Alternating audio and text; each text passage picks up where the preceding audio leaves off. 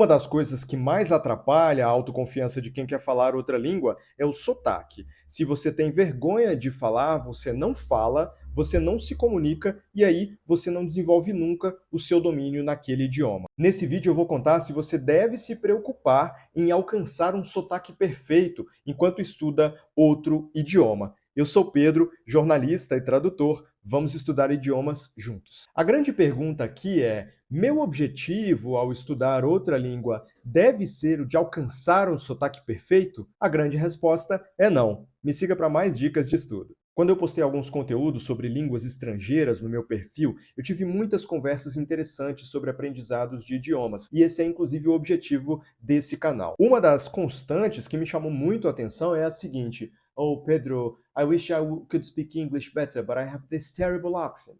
Uma seguidora me contou a seguinte história. Ela trabalhou em uma universidade na Alemanha, completamente em inglês. Ela escreveu uma tese de doutorado de mais de 600 páginas, totalmente em inglês, e ainda assim ela continuava insegura da competência dela na língua por causa do sotaque que ela tinha, um sotaque que remete ao local do Brasil de onde ela veio. Eu ainda vou falar em outro vídeo sobre como o medo e a insegurança nos afetam enquanto estudantes de idiomas, principalmente para pessoas negras, mas isso é uma outra conversa. Essa história mexeu muito comigo. Quem, em sã consciência, vai dizer para essa doutora que ela não fala inglês bem? A competência dela com o idioma grita muito mais alto do que qualquer crítica que ela pode receber. Se a gente for atrás de uma definição do que é um sotaque, a gente vai chegar em algo parecido com o seguinte: um sotaque é uma forma de falar que é peculiar a um país, uma região ou um indivíduo. O seu sotaque conta a história que você tem com aquele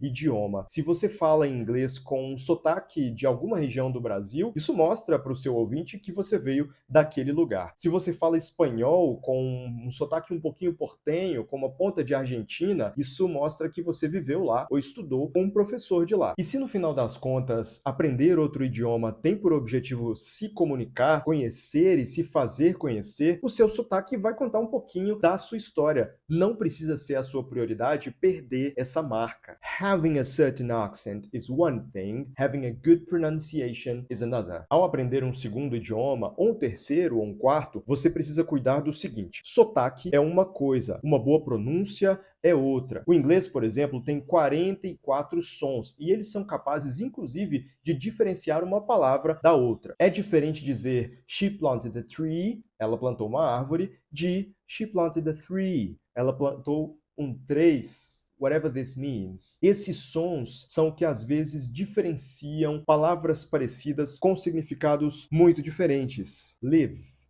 live, leave. Além dos sons, o inglês e qualquer outra língua que você for aprender tem também harmonias entre os sons que você precisa ficar atenta, também a forma como eles se combinam, as sílabas tônicas e até um pouco de entonação. Tudo isso é importante para uma boa pronúncia. O meu ponto é, você não precisa buscar um sotaque perfeito, mas você precisa tentar estudar uma boa pronúncia. Isso vai garantir que você seja bem compreendido ou compreendida na língua que você está aprendendo a falar. E se você tem um objetivo acadêmico ou profissional com esse idioma, a pronúncia também é uma das competências da língua pela qual você vai ser avaliada. No IELTS ou no TOEFL, por exemplo, que são exames de proficiência de língua inglesa, os examinadores vão tentar entender se o seu sotaque atrapalha a forma de compreender a língua. Ter um sotaque estrangeiro não é critério de desclassificação. O principal aspecto é se você consegue se fazer compreender e usar aquele idioma de uma maneira correta. Why do I have this accent? So let me talk about myself. You might be wondering,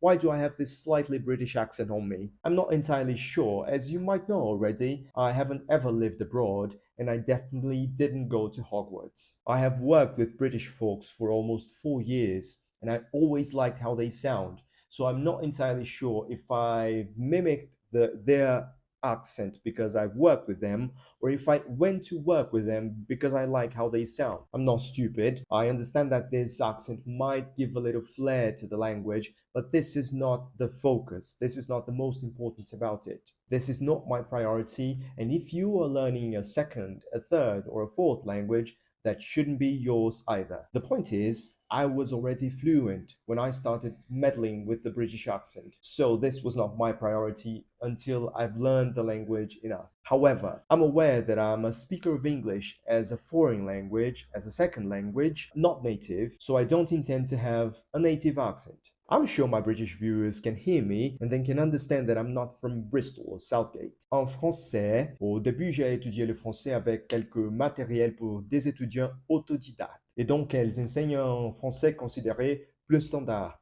Pendant ma deuxième et troisième année d'études, j'ai étudié avec des professeurs du Sénégal. J'ai bien appris leur façon de parler, mais je ne pense pas avoir été suffisamment immergé dans la langue, dans cet accent, pour adopter l'accent du Sénégal. Alors, plus tard, j'ai été impliqué dans plusieurs activités académiques dont les professeurs français et brésiliens qui ont appris la langue de façon différente, mais toujours avec un accent plus proche de ce qui se parle en France. Ça veut dire alors que j'ai un magnifique accent parisien? Pas du tout. Le français, c'est une langue que j'ai étudiée très intensivement, mais sans me concentrer délibérément de développer un accent particulier. Je pense que je n'ai pas même une bonne compréhension des accents français pour incorporer un accent à la façon que je parle, mais j'ai toujours visé une bonne pronunciación. Yo estudié español de una manera formal muy poco. Cuando empecé a estudiar un poco más en serio y con un viaje en mente, yo intenté escuchar y leer más contenido de Argentina. Entonces, a la hora de hablar, me acuerdo un poco de estas referencias argentinas, de la pronunciación que escuché y sigo escuchando esta referencia. Pero tampoco diría que tengo un acento específico en español. Solo quiero hablar bien y con coherencia. Don't try to change your accent just for speaking better, unless you think it will be fun to incorporate a new variation of that language. Learning an accent is all about imitation, grabbing a lot of input from the accent I'm trying to mimic, listening and watching a lot of TV series and podcasts on that variation of the language, training your ear to recognize the marks of that language, that accent, and training your mouth to produce it. It means actively training and studying an accent. But please note, you should only strive for an accent if you think this will bring a deeper understanding of the language and of the culture you're looking at. Eu já vi os mais brilhantes diplomatas brasileiros falando um inglês sofisticadíssimo